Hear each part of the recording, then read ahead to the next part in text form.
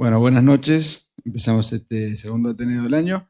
En primer término, la doctora María Laura Séstito, staff de Cardiología del Instituto del Diagnóstico, ecocardiografista de la Fundación Científica del Sur y colaboradora de ImagenSAC, nos va a presentar un caso. Gracias, Doc. Hola, ¿qué tal? Buenas noches. Bueno, les voy a presentar un caso del Instituto del Diagnóstico.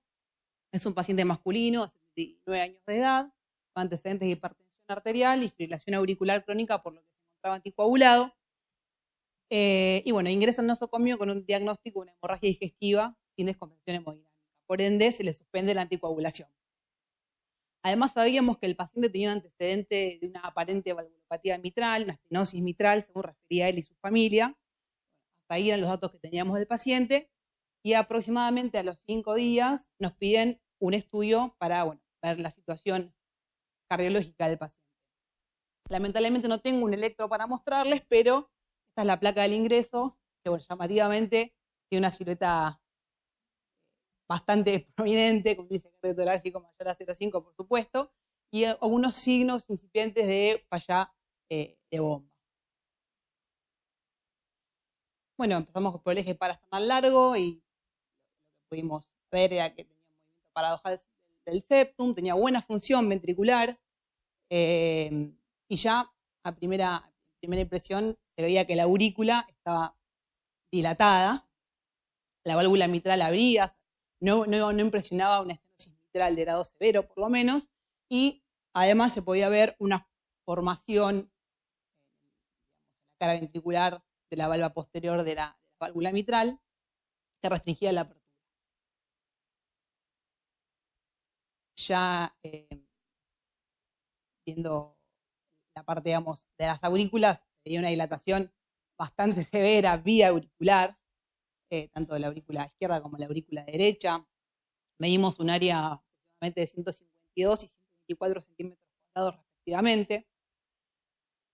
Y bueno, esta formación que les comentaba en la otra vista, ¿no? Que no genera duda, sobre todo porque el paciente, como les había comentado, tenía antecedentes de FA y había estado anticoagulado, suspendido la anticoagulación. Bueno, estas eran las mediciones de las aurículas, ¿sí? La aurícula izquierda tenía casi 2 litros de volumen. ¿Sí, doctor? Sí.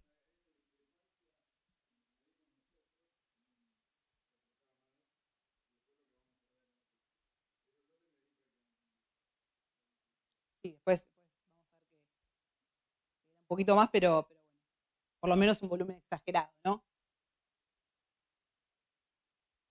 Bueno, además otras cosas que nos llamaban la atención era esta pequeña comunicación interauricular, post secundum, hacer, un pequeño zoom izquierda-derecha. Bueno, y acá queríamos preguntarles a ustedes a ver qué les parecía este hallazgo y si tenía que ver, les parecía que estaba relacionado con el compromiso auricular, con la dilatación auricular.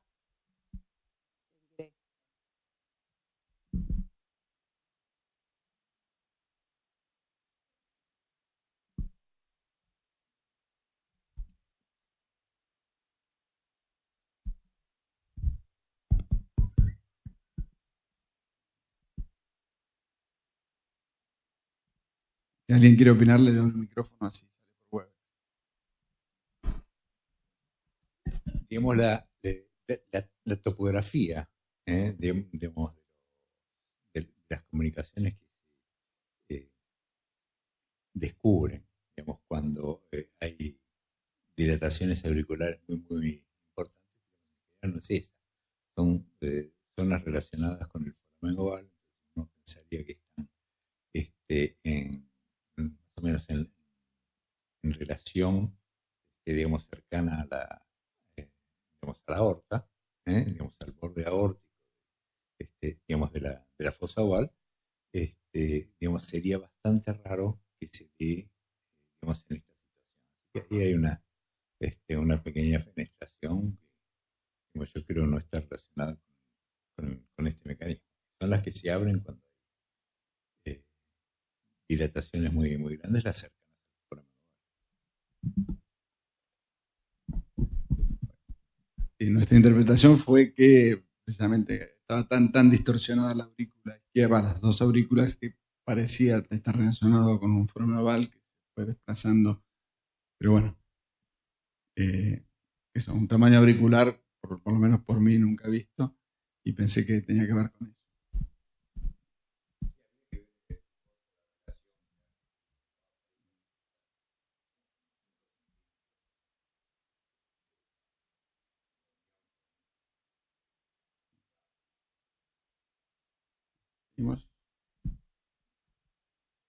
De todas formas, no parecía ser, digamos, el mecanismo principal, digamos, de la dilatación ventricular.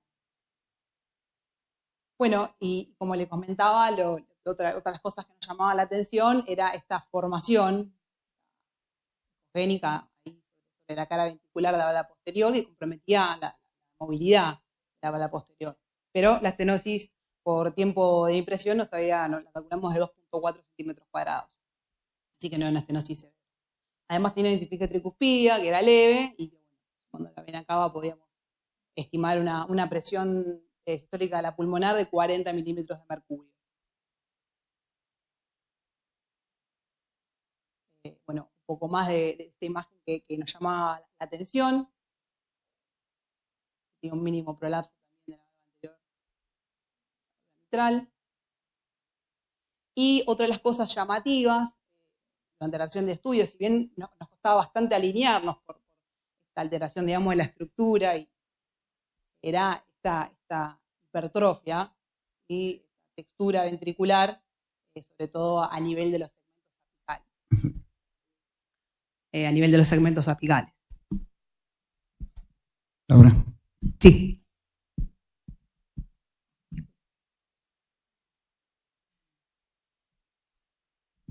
No, se me da por pensar que el problema no es la estenosis de la válvula, tiene esas aurículas tan grandes, esa infiltración ahí y ese miocardio. Eso es un problema de tener miocardio, esto es una infiltrativa. Puede ser una miocardio fibrosa, me parece que podría andar por ahí. Es para descartar.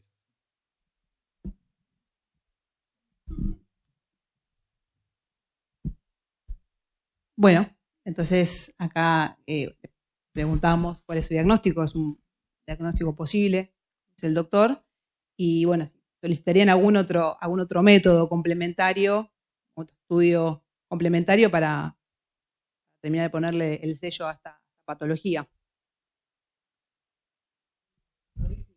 Bueno, hoy sí mostraste cómo era el llenado del ventrículo izquierdo.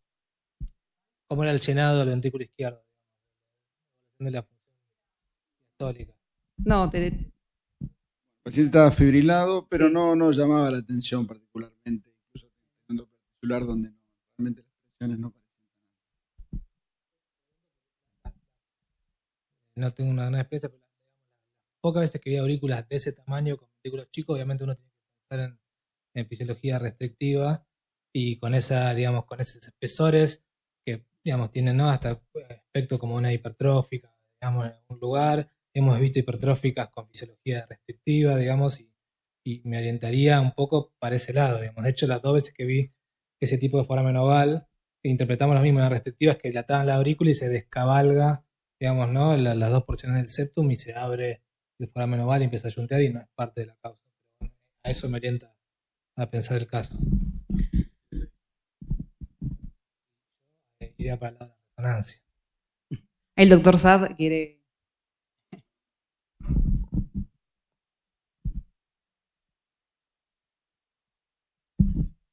No, sí, coincido con lo que dijeron previamente. Parece una miocardiopatía restrictiva, y por las características del ápex y las características de las válvulas, impresiona cero. Hay dentro, creo que es el diagnóstico que uno sospecha sería una endomiocardiofibrossis. Hay una clasificación que se llama clasificación de Shaper, que bueno, divide en varios estadios la endomiocardiofibrossis, y generalmente hay un estadio o una clasificación que es el compromiso de la punta con extensión hacia la válvula, que por ahí podría ser en este caso porque mostraron, y sí, el diagnóstico, el método de estudio siguiente sería una resonancia magnética. Bueno, y así también lo definimos nosotros. Solicitamos una resonancia magnética, y voy a dar la palabra al doctor Scatini, así nos puede ilustrar la parte No, yo mucho no puedo ilustrar porque iba a venir el doctor Di Stefano, que lamentablemente está todavía trabajando. Bueno, un poco por lo llamativo de la textura del miocardio, esa imagen que limitaba la excursión de la valva posterior, le pedimos una resonancia magnética donde el tamaño auricular es realmente mucho más impresionante de lo que se veía en el eco. El informe de la resonancia magnética habla de 2 litros de aurícula izquierda. En esta imagen, bueno, podemos ver esa conformación del ventrículo izquierdo. El tema de este paciente, después interrogando y hablando con quien lo atendió en algún momento, tiene más de 20 años de evolución, lo cual es una endocardiofibrosis que, si bien es un diagnóstico que no barajamos, porque enseguida le pedimos la resonancia, y para el doctor Di Stefano esto era claramente una miocarditis hipertrófica. Esa fue su interpretación, lamentablemente no está acá para sostener, pero y que esa formación que limitaba la válvula simplemente la distorsión de la estructura miocárdica y no otra cosa. El diagnóstico con el cual de alguna forma se cierra el caso de una miocardiopatía hipertrófica de muy larga evolución. El paciente tenía 80 años. Había sido estudiado a lo largo de la vida, pero lo único que nos llegó y lo que sabía la familia aparentemente que tenía un diagnóstico de estenosis. Tenía incluso algún transesofágico, todo material que no pudimos rescatar. Pero bueno, lo quisimos traer fundamentalmente por lo impresionante de estas imágenes y bueno, el curso tan largo de la evolución de este paciente. Lo que va a favor de la impresión de Luciano, en aquella secuencia de perfusión, fíjense que la parte que debería ser infiltración de tejido fibroso, todo el tiempo se comporta isointensa con el miocardio, es decir, todo perfunde igual, el fibrotrombo no debería perfundir y quedar siempre negro, digamos. Y en la secuencia, en las 2 imágenes que tienen abajo, son 2 secuencias de realce tardío en 4 cámaras y 2 cámaras, también se comporta isointenso con el miocardio, el fibrotrombo debería verse al menos una capa blanca y alguna parte aún más negra que el miocardio, que implica la parte trombótica, así que uno podría coincidir inicialmente con Luciano que por lo menos no hay fibrotrombo ahí. La doctora Lilian Choe es la coordinadora de terapia cardiovascular del Hospital Gutiérrez. Como verán, soy cardióloga del Hospital de Niños Ricardo Gutiérrez, por lo que ahora le vamos a presentar un caso pediátrico, en realidad congénito, en una paciente que fue creciendo y llegó a los 16 años. Entonces, se trata de una paciente de sexo femenino de 16 años, 35 kilos, portadora de anomalía de Epstein. Como, digamos, el diagnóstico de la paciente al nacimiento fue un ventrículo derecho funcional moderadamente hipoplásico, insuficiencia valvular tricuspidia moderada y seguía ostium secundum. En la progresión, problemas técnicos. Entonces, volvemos a la paciente que progresivamente fue presentando insuficiencia valvular tricuspidia, progresó la cardiomegalia y presentó cianosis, por lo que al año y 7 meses se le realiza una intervención quirúrgica. En la intervención se le realiza una plástica tricuspidia, anuloplástia Lo de Vega, cierre de CIA ostium secundum y Glenn bidireccional. Para hacer una breve reseña de lo que es una anomalía de Epstein, por las dudas, es un compromiso del clivaje de la válvula tricúspide, en donde se produce un desplazamiento de la implantación de la valva septal y posterior hacia el ápex. Tiene que ser un desplazamiento midiendo desde la válvula mitral como referencia, un desplazamiento mayor o igual a 8 milímetros por metro cuadrado. La valva anterior normalmente está normoimplantada porque su origen embrionario es distinto a la valva septal y la posterior, por eso la implantación es normal, pero sí pueden tener alteración en el clivaje, en donde pueden quedar cuerdas, como en el caso, a ver si lo señalo acá, como en este caso de un preparado anatómico donde se ven que tiene algunas cuerdas de anclaje de esa valva anterior. Entonces, la valva anterior en general es redundante, pero a veces pueden llegar a tener estos anclajes. Esto hace que parte de la cavidad ventricular esté auriculizada, como por ejemplo, en este caso, acá toda esta cavidad ventricular en realidad está en conexión con la cavidad auricular, por eso es el ventrículo auriculizado, y el resto de la cavidad ventricular es la cavidad ventricular funcional. Entonces, depende de cómo están implantadas esas válvulas, tiene un hipodesarrollo del ventrículo funcional que puede ser variable. En general, la anomalía de Epstein puede estar asociada a otras patologías, por ejemplo, el foramen oval, CIA, en general ostium secundum, síndrome de Wolff-Parkinson-White, estenosis pulmonar, y en menor medida CIB, miocardiopatía de ventrículo izquierdo y ductus permeable. Entonces, depende de esta asociación y del ventrículo funcional, es cómo se presenta el paciente, que puede ser desde asintomáticos hasta muertos intraútero. En el caso de nuestra paciente, entonces tenía la anomalía de Epstein, pero además tenía una asociación con una CIA tipo ostium secundum y una insuficiencia tricuspidia que fue progresando, por lo que se decidió realizar la cirugía al año y 7 meses. Volvemos a refrescar un poco lo que es la cirugía de Glenn. Lo que se hace es unir término lateral, la vena cava superior, a la rama derecha de la arteria pulmonar. Esto lo que permite es bypassear todo el flujo de esa vena cava superior del corazón derecho. Entonces no llega a la aurícula derecha, no llega al ventrículo derecho y va directamente a la arteria pulmonar. Entonces, volviendo a la paciente, cuento más o menos lo que pasó en su edad pediátrica. Al año la nena empezó a tener mucha sintomatología por esa insuficiencia tricuspidia con disfunción ventricular. Como tenía una comunicación interauricular, empezó a cianotizar, por lo que se decidió hacer la cirugía. Se vio que el anillo al año de vida tenía un anillo de 33 de diámetro, por lo que era grandísimo. Se decide hacer una plástica de esa válvula en donde se anula completamente la valva posterior, que estaba casi inexistente.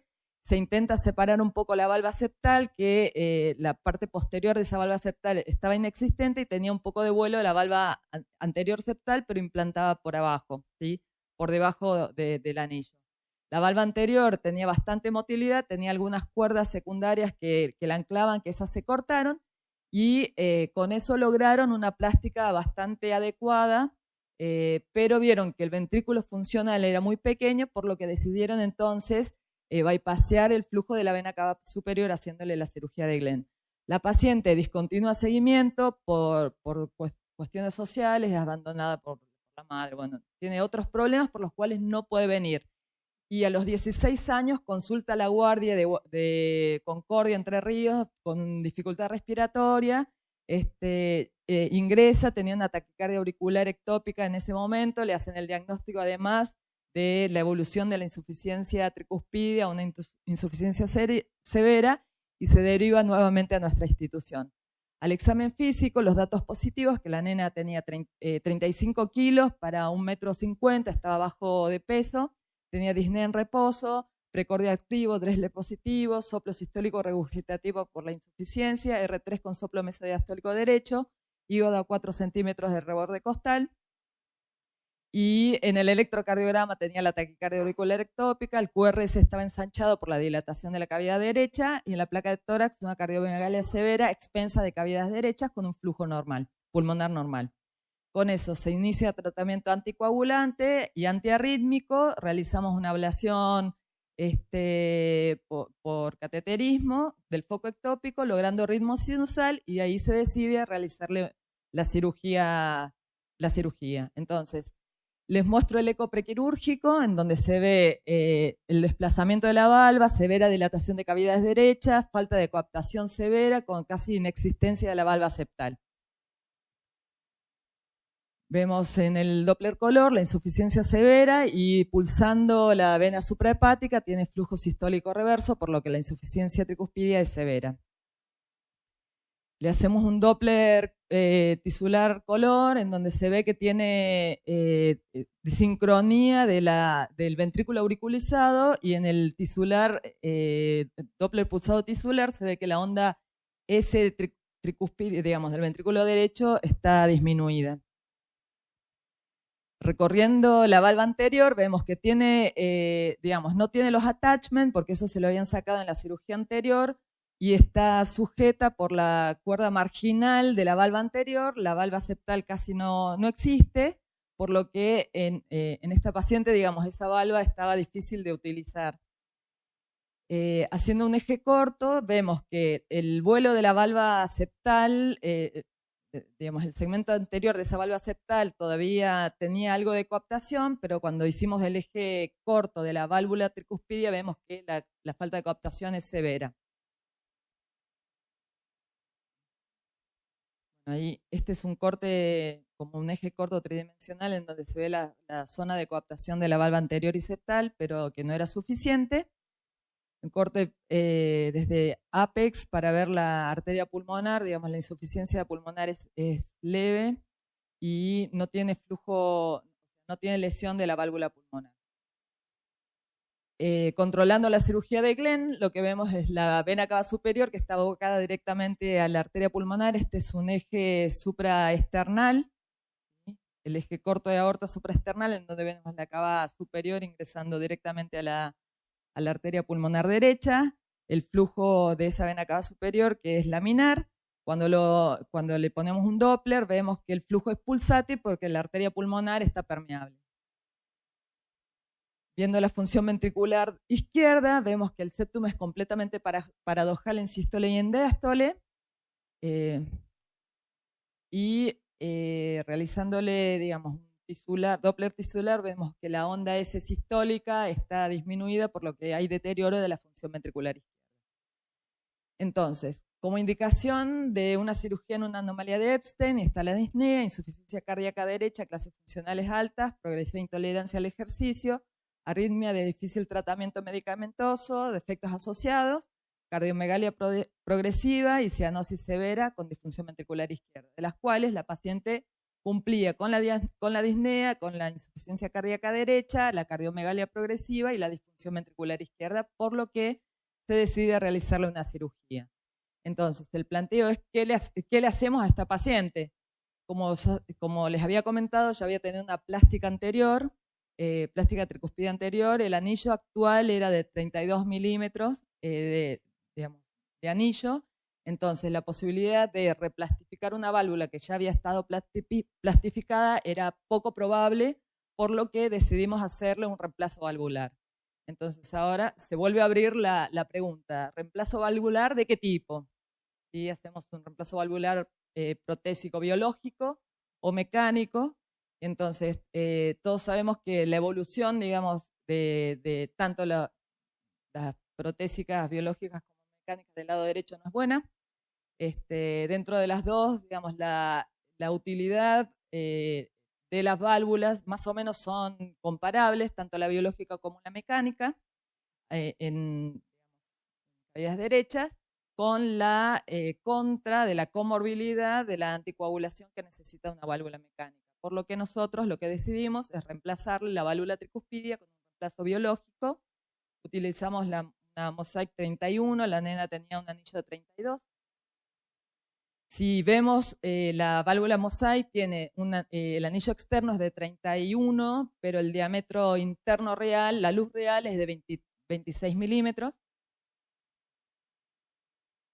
Hicimos el control quirúrgico, este es el eco transesofágico intraoperatorio, en donde se ve que la válvula tricuspidia no era factible de hacerle plástica, inclusive veíamos cuerdas que estaban sueltas, que estaban flyback, así que la posibilidad, si bien ya lo habíamos descartado, la posibilidad de hacerle una plástica, esto lo corroboramos con eco transesofágico, y se hace el control del postoperatorio de la implantación de la válvula biológica, en donde se ve que tiene buena motilidad de las valvas.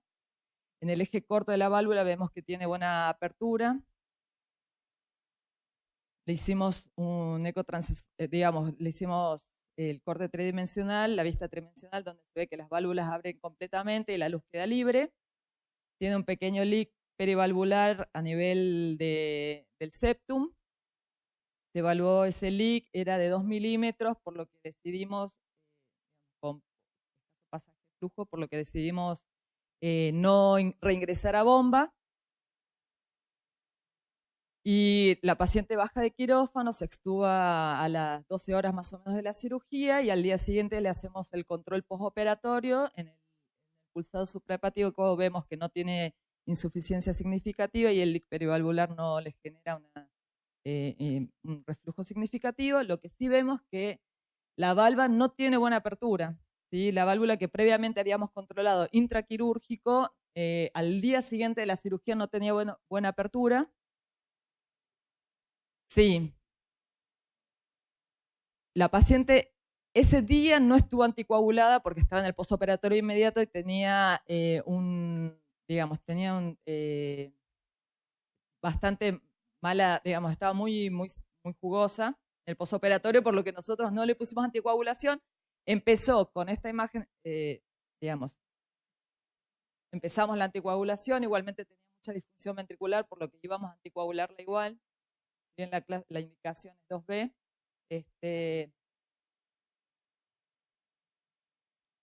En el control de la válvula vemos que además tiene mala coaptación. Y en el eje corto de la válvula vemos que hay una de las valvas que no tiene apertura, que no tiene mucha motilidad. Le medimos un gradiente medio, que era un gradiente medio muy significativo de 15. La función ventricular de derecha era muy mala, tenía un TAPS de 6 con una S Doppler tisular menor a 5. Controlamos el leak, que sigue siendo no significativo. Y acá, en esta parte se ve el leak periprotésico. Y en el eje corto del leak seguía siendo de escaso tamaño. Lo que sí la nena había mejorado muchísimo era la función ventricular izquierda. Inclusive en el Doppler, en el tisular se ve que la onda S tisular llegaba a 1, cosa que previo a la cirugía no lo tenía.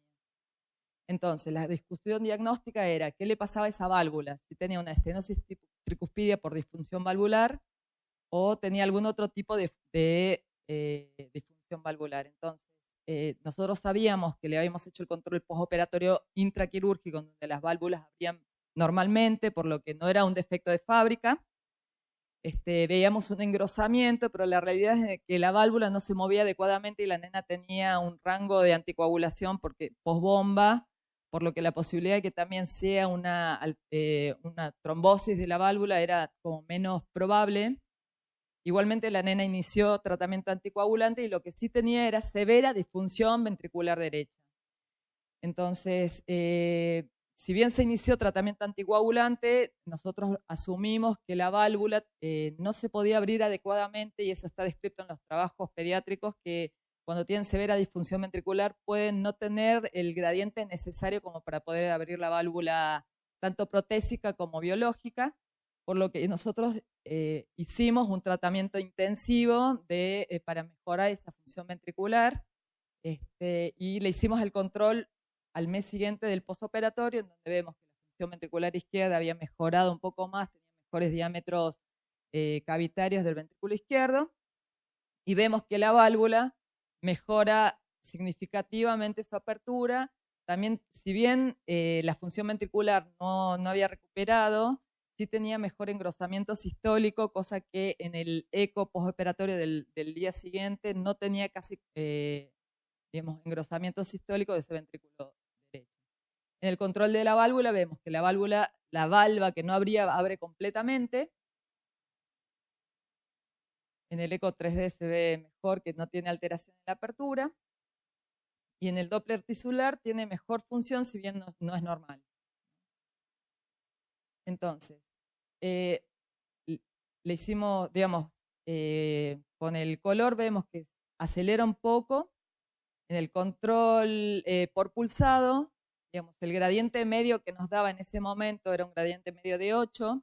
Para definirlo como disfunción valvular tiene que tener un gradiente mayor a 9. Y la otra cosa que nos llamaba la atención después del mes del control, digamos, es que tenía una variación transtricuspidia con la respiración. Entonces, volvemos a la discusión diagnóstica. Tiene un reemplazo tricuspidio biológico, tiene un diámetro interno de 26 milímetros, que para el la superficie corporal de la nena tenía un tamaño adecuado, un Z0. La motilidad de la valva estaba mejorada, la nena clínicamente estaba un poco hiperdinámica, estaba un poco anémica, y en el flujo transtricuspidio tenía una variación respiratoria significativa, por lo que lo asumimos como una estenosis tricuspidia relativa. Le hicimos un cateterismo diagnóstico en donde vemos que tiene un leve gradiente entre el aurículo y el ventrículo, o sea que el gradiente real medido por cateterismo por Pullback era de 3 milímetros de mercurio entre las cavidades, no tenía gradiente en los grandes vasos y tenía una vena ácigos permeable que hacía disfuncionar el sistema de Glenn y recirculaba el flujo hacia el ventrículo derecho. Este es un cateterismo, es el cateterismo en donde se inyecta en la arteria pulmonar y se ve que pasa la rama derecha de la arteria pulmonar y baja el flujo hacia la vena ácigos. Entonces, inyectando en la vena ácigos directamente, vemos cómo el retorno lo realiza a través de la vena cava inferior y termina llegando nuevamente a esa aurícula derecha, haciendo aumentar el flujo en esa válvula tricuspidia. Por lo que la conclusión, digamos, es una nena que después de la cirugía, en donde estaba, digamos, decidimos hacerle la cirugía porque tenía una clase funcional muy baja. La nena mejora clínicamente, tiene una clase funcional número 1, hasta ahí nomás, porque andaba en bicicleta con todas las amigas por el barrio. Y actualmente nuestro planteo terapéutico es realizarle una colocación de Amplatzer en la vena ácigos el flujo, mejorar el flujo hacia la rama derecha, bypaseando las cavidades derechas y mejorar el funcionamiento de esa válvula tricuspidia. Muchas gracias por su atención. Bueno, buenas noches. Del Servicio de Ecocardiografía del Sanatorio Fino Quieto nos propusimos presentarle 2 casos de valve-in-valve de nuestro servicio para compartir nuestra incipiente experiencia en esta metodología y, bueno, y escuchar sus opiniones y experiencia en sus respectivos centros. El primer caso es un señor masculino, 84 años, tiene antecedentes de enfermedad coronaria con angioplastia en el 92 y en el 2000, ADA y circunfleja. Posteriormente, con desarrollo de una estenosis aórtica severa sintomática, se hizo un reemplazo valvular aórtico biológico con una Sorin Mitroflow número 26 más CRM con revascularización arterial a la DA y a la circunfleja. Actualmente en el 2007 evolucionó con disnea clase funcional 3 y signos y síntomas de insuficiencia cardíaca.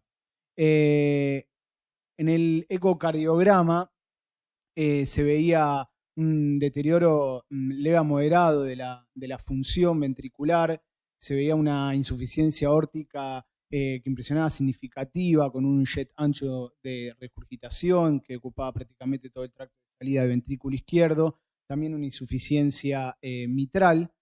En 3 cámaras apical nos pareció un poco más significativa que en el parasternal, posteriormente la evaluamos, nos pareció moderada.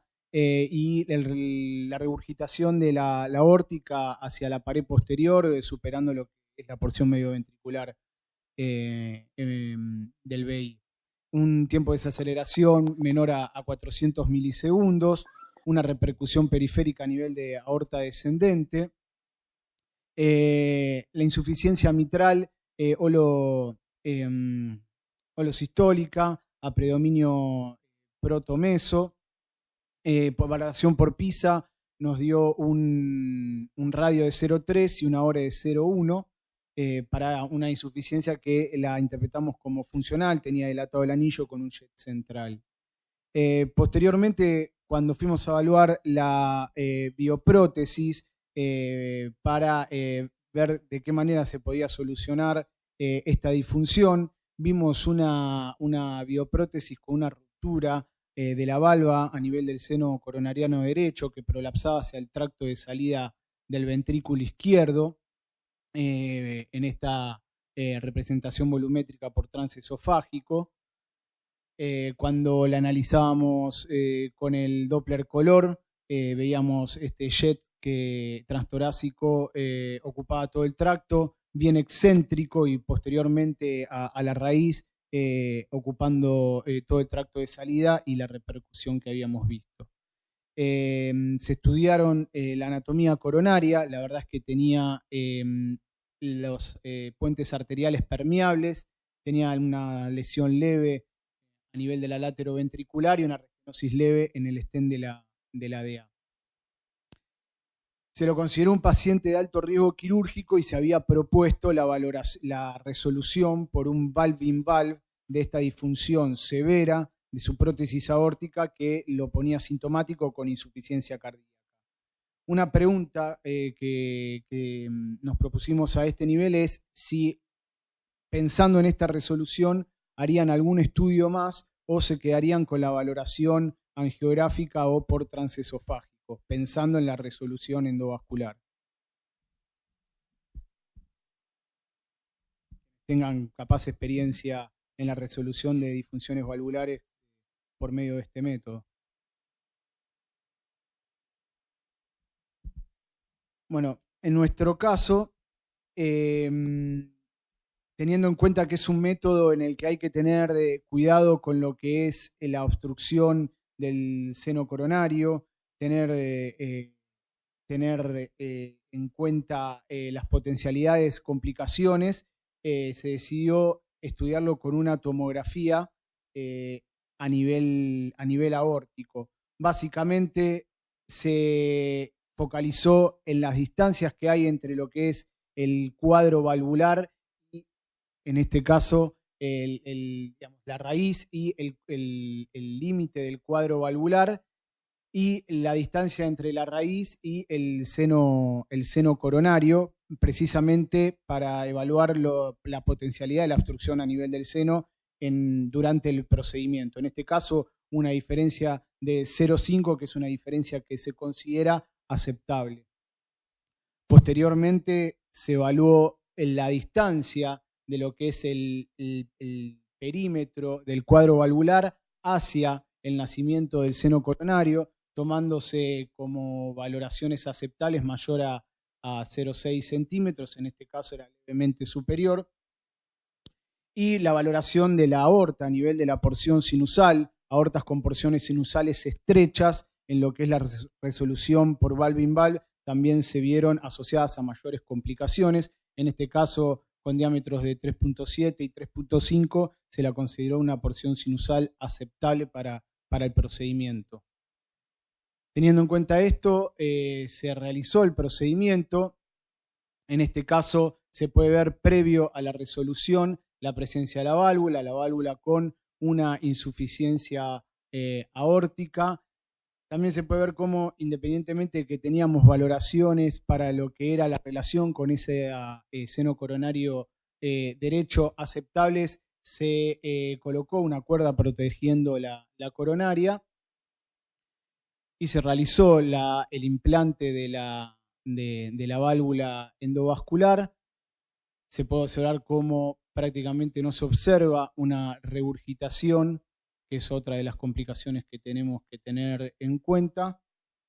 Y cuando se le hizo inmediatamente posterior la valoración con ecocardiografía, no evidenciábamos insuficiencia residual y quedando con un gradiente de 10 milímetros de mercurio, que es otra de las complicaciones que tenemos que tener, que es el gradiente residual cuando realizamos este tipo de procedimientos.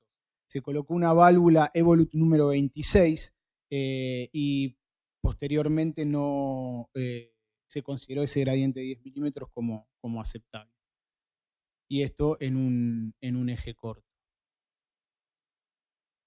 El otro caso es un paciente masculino de 66 años.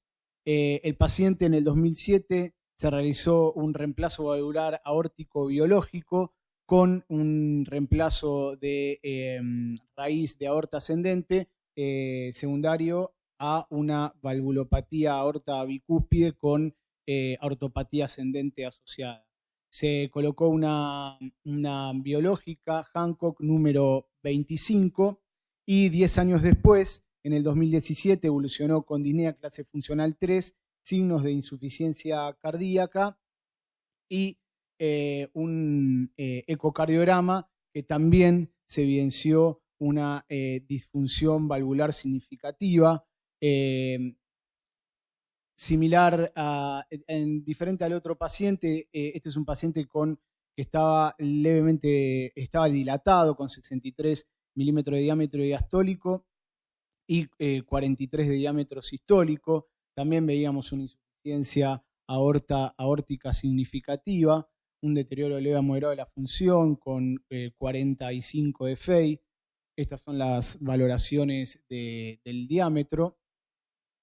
En un 5 cámaras, una insuficiencia aórtica también que tenía un jet ancho que superaba la porción medio ventricular, una desaceleración de ese flujo mucho más significativa con repercusión periférica.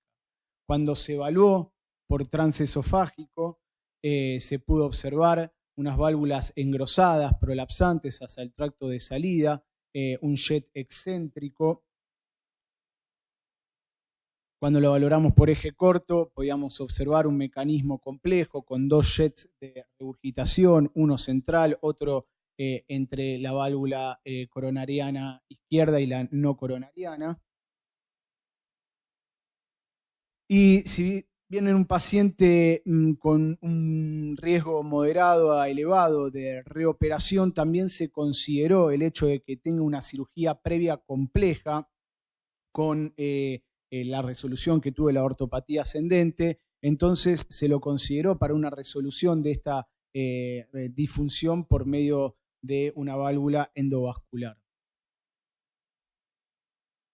Esto es previo al procedimiento. Impresiona mayor compromiso del reflujo por radioscopía que el caso anterior. Luego de la colocación de la válvula, prácticamente no se observaba reflujo. Cuando lo valoramos por el eco, observamos un reflujo mínimo, ya sea por eje corto como por apical, y un gradiente residual de 15 milímetros de mercurio. Como mensaje y que rescatamos nosotros tras estos procedimientos y estuvimos teniendo, básicamente tratamos en focalizarnos en lo que eran las complicaciones de la colocación de la válvula, en lo que es la valoración de la obstrucción del seno, el gradiente residual y la mala posición que se pueda colocar. Y la idea era compartirlo y ver la experiencia de los diferentes centros y cómo están manejando actualmente este tipo de resolución que llegan a los diferentes centros.